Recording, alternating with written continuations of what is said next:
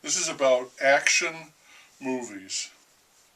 Sometimes I get on the internet and I'll watch a video and a bunch of related videos will pop up and I might watch some of them. It's like eating popcorn. And pretty soon I've seen a host of these videos similar in a certain way. The latest time this happened, I was looking at scenes from what I would call action movies, and the conclusion I came to when I was done was, holy shit. The genre has been pushed to a preposterous extreme. This goes back a long way, of course. Homer wrote action movie scripts. The Great Train Robbery was a tiny little silent scene of a story. But I'll jump far ahead and go to Sam Peckinpah as a director of the genre, the ultra-violent action movie as in The Wild Bunch. Monty Python used to make fun of his work by lopping off limbs and having blood spurt everywhere. Excess. It's all about excess. Clint Eastwood made movies with high body counts. I think A Few Dollars More ends with him counting the bodies. Arnold Schwarzenegger made a lot of these movies. They'd give him one line of dialogue, an arsenal of heavy artillery, and a threadbare script. That was all he needed. Start counting bodies. Quentin Tarantino, now, this is his home port.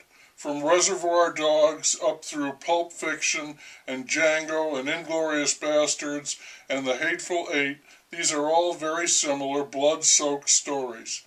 He specializes in simmering scenes of menace, in which the tension builds and builds until it finally erupts in a hail of gunfire and spurting blood. I saw Kill Bill, but I could not bring myself to watch Kill Bill 2. One was enough, more than enough. I was stuffed.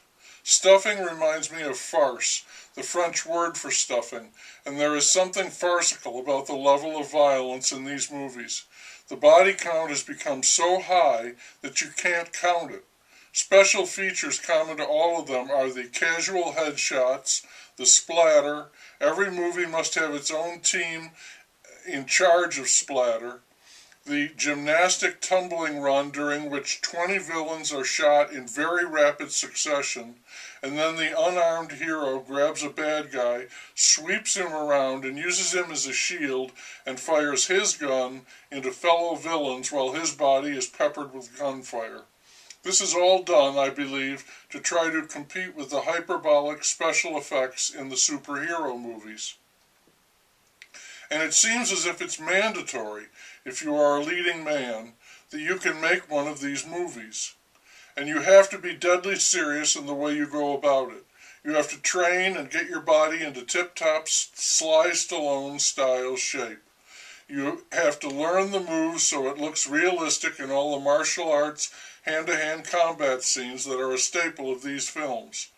And you have to know how to handle your guns as you weave your way through these scenes that are nearly small ballets of highly choreographed violence. There are the interior scenes in a club, cabin, or museum, and there are the exterior ones too. There are no limits. I recall in Louis L'Amour's book, The Last of the Breed, the hero killed thousands of Russians trying to capture him. The odds really don't matter.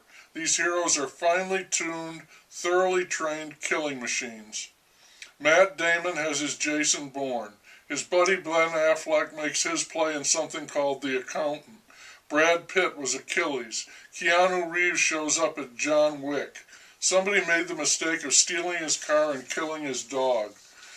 Tom Cruise, taking a break from the Mission Impossible franchise, is Jack Reacher, another unstoppable knight-errant who exists to right wrongs wherever he finds them. The level of violence in these films is beyond shrieking. It's crazy, it's psychotic, and while it's breathtaking to witness, for that is what you do, you witness it, and it is exhilarating, witness the remake of The Magnificent Seven, it is also, in its celebration of cruelty and excess, somehow depressing. There is usually a reflective shot after the slaughter that pans over the smoking ruin and the dead bodies. It's like the shot in Gone with the Wind after Atlanta has been destroyed, the one that pans out to reveal the magnitude of the carnage. Only this time, it's not the swath cut by an army. It's the work of one man.